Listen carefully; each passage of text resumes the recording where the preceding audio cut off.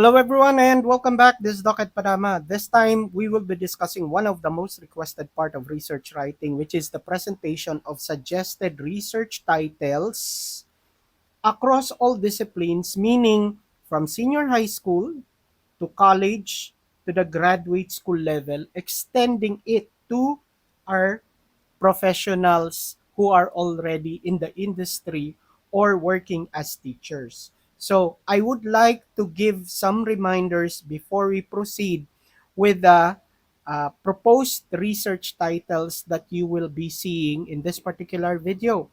Number one, these are proposed research titles, meaning you can modify and you can specify the variables that you will see in the titles that will be presented. You can customize the variables by replacing it with your respective respondents, kung sino yung respondents na gagamitin nyo, kung mga estudyante nyo, at kung saan yung lokal, kung saan yung lugar. Okay? So again, all of these titles should serve as a guide in order to facilitate the creation of an idea. Kung wala kayong maisip, baka may mga issue dito sa ipapakita nating research titles na makakatulong sa inyo magkaroon ng idea para makabuo ng sarili nyong research title. So, if during the duration of the presentation, habang nagpe-present ako ng research title at meron kayong mga nagustuhan at nung i-present nyo sa teacher ninyo, hindi nyo na binago, definitely it will come back to you because you need to specify that. Kayo na ang maglalagay ng mga variables na kailangan nyo doon sa title na napili nyo. Second reminder, you can screenshot and you can get any title that you like from the presentation. Pwede. Hindi nyo na po kailangan ipagpaalam, I am already giving you the consent. Pwede nyo pong gamitin kahit na anong research title na magustuhan ninyo in the presentation. We are going to start with the senior high school strands, and then after that, hopefully in the first part of the college level, naka-alphabetize siya, and then magkahalo na po yung mga suggested titles for college and graduate studies. But I will inform you kung alin yun sa mga pinipresent yung pang graduate studies for masters and for doctoral students. And even professionals, specifically para sa mga teachers natin sa DepEd, na ang nire-require sa kanila ay mga action research. So, let's start. Everyone, get ready. The first part will be this particular reminder again that these research titles are samples and should serve as a guide in crafting and formulating your own research title. Okay. Now, please do follow my TikTok account and subscribe to my YouTube channel. Both of them are named Doc Ed Padama. The link is in my bio, both in my YouTube and my TikTok account. Tag your friends to this video so you can also help them. Or if not, you can screenshot and then you can share. But mas maganda kung itatag nyo sila para yung iba pang parts na kailangan nila, sila na mismo ang makakuha. And then if you have any questions or comments regarding specific area na gusto nyong idagdag dito sa ating discussion, use the comment section below, and if valid naman yung request ninyo or yung question ninyo, I'll create a separate video for that. Okay, now, starting with the senior high school strands proposed research title, we start with the ABM. ABM strands research title. So, usually makikita nyo, meron dalawa. Yung isa kasi updated. So, you have two options, this one and this one. So, I am not going to stay for a long time in a particular group. So, anyway, pwede nyo namang i-pause, kaya walang problema yan. Next, going to the next part, we have the gas strand or the GA strand, research titles. And this is the updated version. Okay, next. We have the next strand, which is the Hume strand research title. And then again at the bottom, you have the updated Hume strand research title. Next, we have the stem strand research titles. And then the next part, we have the updated stem strand research titles. Next, we have the TVL series. So, puro mga TVL ito, but we'll start with the general na TVL strand. And then this one is already specified TVL automotive research titles. And the next one is TVL bread and pastry research titles. Next, meron pa tayo na miss dito? Wala na. Tatlo lang yan. Okay, next is TVL home economics research titles. And then the next TVL series is TVL industrial arts research titles. Okay, next. So that's the last part. Again, under TVL, you have agricultural fishery research titles. And then you have TVL cookery research titles. Next. Again, you have an updated cookery strand research title. So, updated yan. Okay? And then you have the food and beverages research titles. Next. You have the TVL ICT research titles. Okay, I think this is the last part, the last one for the senior high school strand. So we are now going to the college courses research titles or proposed research titles. Let's start with the first one. The first part, yung initial part, naka-alphabetize pa siya. Dahil sa sobrang dami, yung latter part, meron kayong mapapansin yung iba, meron na namang letter A. Okay? So, yun yung mga nakakalusot na hindi pa natin naayos. But on this particular part, alphabetically arranged naman yung mga courses. So, starting with accountancy courses, and then you have architecture. The next one is, these are still under ng agriculture. Okay? Ulitin natin ano yung accountancy, architecture, and then agriculture. Okay. Next, we have biology, proposed research titles. And next, we have business administration. Ang dami naghahanap ng business ad in our previous live. The next one, another business administration set ng research titles. And then, another updated business administration research titles. Dahil ang dami nga nating nagre-request ng business administration. Okay, next. You have criminology. Okay, for our criminology students. And then, of course, we have the updated criminology course research titles. Hindi lahat ng courses may updated kasi hindi ko pa na-update lahat. Okay, next. You have another set ng criminology courses, proposed research titles. And customs administration is again one of the most requested uh, na research titles. Okay, so you already have this customs administration. Finally, okay, next, you have computer science research titles. Updated ito ng computer science. Another updated ng computer science. Okay, next, you have entrepreneurship. Another highly requested na research titles. Entrepreneurship. Next, you have engineering research titles, but this is generic. Mamaya makikita nyo yung mga specific areas ng engineering.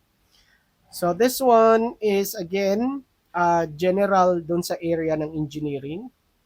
And then you have civil engineering. And then next is electrical engineering. And then the next one is mechanical engineering.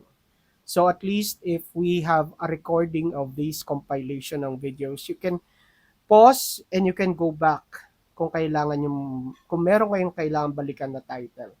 The next is computer engineering. And then you have chemical engineering. And then you have marine engineering. Okay, next. Education courses. So you have general na education courses.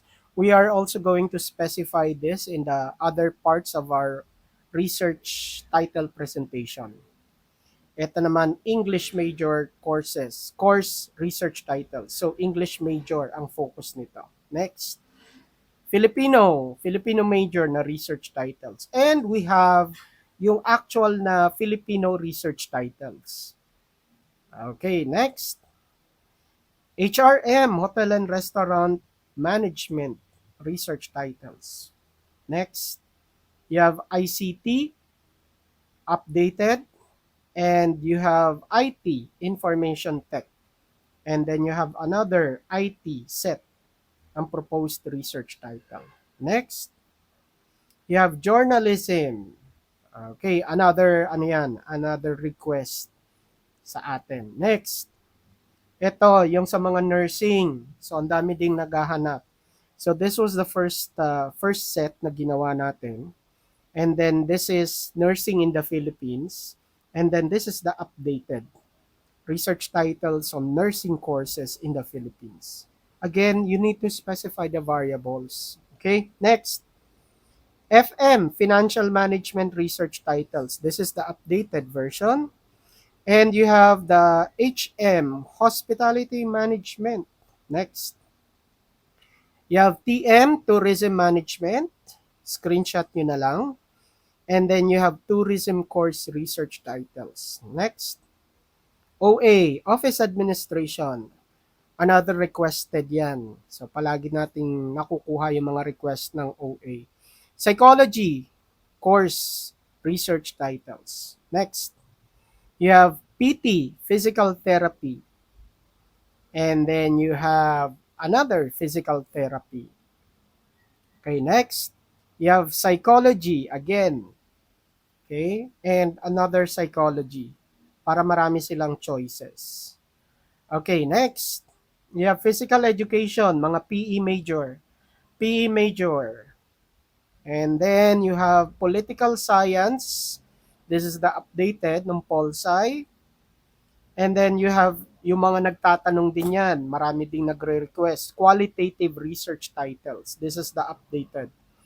And you have values education research titles. Next. Elementary education. Elementary ed. Okay, next.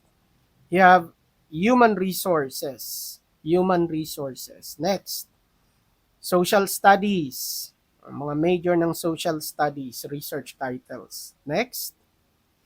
Another physical education. Another set ng physical education. Screenshot nyo na lang. Next. Educational management is for the graduate school level. So, we mentioned earlier, pag dumating tayo doon sa mga part ng research titles na pang-graduate school, I am going to mention and identify kung alin dito. So, yung mga nagte-take ng MA, ng masters nila, this set can be used para doon sa area ninyo. Again, specify the variables, modify the variables, and make sure that it will fit doon sa lokal ninyo tsaka sa respondents ninyo. Another, educational management set para may choices kayo. Next, educational leadership naman is again pang graduate school level, but this one can fit doon sa mga nagtitake ng kanilang doctorate degree para sa mga doctoral students natin. Another set ng educational leadership. Okay, yung mga nag-take ng EDD, Doctor of Education. Next. Linguistics, o yung focus ng linguistics research titles. Next. Action research, this one is for our teachers, our professionals that are already in the academe, yung mga nagtuturo, especially sa DepEd. But in the private schools, nire-require din sila. So, kung ang nire-require sa inyo is may output kayo at sinabi nilang action research, these can be, then can serve as a guide para makabuo kayo ng mga action research niyo. Another are these set. Okay, this is another set para sa school action research. Okay, next. Midwifery or midwifery, sabi nila. Okay, midwifery research titles. Another set ng midwifery or midwifery. Next, public ad. So ito na yung part na medyo may mga sumisingit na umuulit, okay, na hindi na naka-alphabetize. And then another set ng public administration. Next, agriculture. O, di ba may agriculture na tayo kanina? So this is another set. If I'm not mistaken, ito yung previous pa again. And this one is agriculture din pero updated na ito. Okay, next. Tourism management. Again, we have already presented the initial set ng tourism management pero meron pa tayong extra dito ng tourism management. Okay, mas madami, mas maganda. Okay, next. You have home economics. HE. Next. O another HE. Screenshot or pause nyo na lang muna and then you can screenshot. Next. MedTech. Medical Technologist. Research title. Another set ng MedTech. Okay, next. You have RadTech. Ito yung mga sa allied services. So you have RadTech. Radiologic Technology. Next. Another set ng RadTech. Okay, next. You have Political Science. And then you have another updated ng Political Science. Next. You have LGBTQIA plus research titles. Ito din isa sa mga request at isa sa mga mabenta na nire-request ng mga followers natin sa ating social media platform. Another set, ito yung updated research titles ng LGBTQIA+. Next, pharmacy, Obias Pharmacy. Okay, next, updated nung pharmacy courses na related titles. Another sa area ng education, we have BS Secondary Ed and another updated ng secondary education. Next, early childhood. Sa area tayo ng education ngayon, early childhood education. Another area, a set ng research titles under early childhood. Next, we have SPED, special education. Again, in relation sa series ng education natin. Another, SPED, related research titles. Next, you have BS Accounting research titles. Next, Filipino, another round ng Filipino research titles. Next, you have BS Mathematics or Math Majors. Next, AB History. Next, you have ICT, another round ng ICT. Meron ng nauna kanina, but this is another set. Next, another qualitative research titles. Another set for qualitative research titles. Another, feasibility studies. For feasibility studies and for capstone project research titles. Ito naman yung para sa capstone. Next, ethnographic. This is a specified qualitative research title focusing on ethnographic design. Okay? Next, teaching strategies ang focus nito. Okay? So these are proposed research titles that focuses on teaching strategies. Sino pwedeng gumamit ito? Mga teachers, professionals, even yung mga nasa graduate school level. Lalong-lalo na yung nasa DepEd or nasa public school. Next, school leadership. This is another proposed research title para sa mga nagtitake ng kanilang doctorate degree. Next, ALS. So ALS, Alternative Learning System, and yung next level ng ALS is ETIAP. Ito naman equivalent niya sa high school. Yung ALS is para sa high school equivalency. Okay, next. Maritime. Focus is maritime education. Next. Values education. Okay, next. Culinary. So another request sa area ng culinary. Next. You have another architecture. Kahit na meron ng architecture kanina. Okay, next.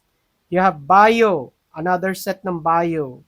Next, you have ECE, Electronics and Communication Engineering. You have the next one is Mechanical Engineering, and you have Civil Engineering. Next, Hospitality Industry. Next, Marketing Research Titles. Next, you have Librarianship and another Library Research Titles. Okay, next, you have FM Financial Management Research Titles. Next, you have HRM Research Titles. And then Business Management Research Titles. And then Food Tech. If I'm not mistaken, may mga babalik ulit na strands dito sa TVL. And then you have Sociology Research Titles. And then you have Fisheries and Aquatic Sciences, another request. Public Ad, another round. Meron na tayong Public Ad kanina. And then HM, Hospitality Management. And then Computer Science. Ito na yung mga extra ninyo. Ito, Caregiving for Caregivers, research titles. Next. Okay, you have Mathematics research titles. The next is you have Social Work research titles. And then you have Culture and Arts research titles. Another set ng Culture and Arts. Next, Forestry. Ni-request din sa atin yan. Doon sa ating comment section. And then you have Chemical Engineering. Another area ng engineering. Electrical Engineering. And then you have Automotive research titles. Okay, next. You have Respiratory Therapy. Requested din ito. Okay, next. Aeronautics. Requested din ito. Okay, next.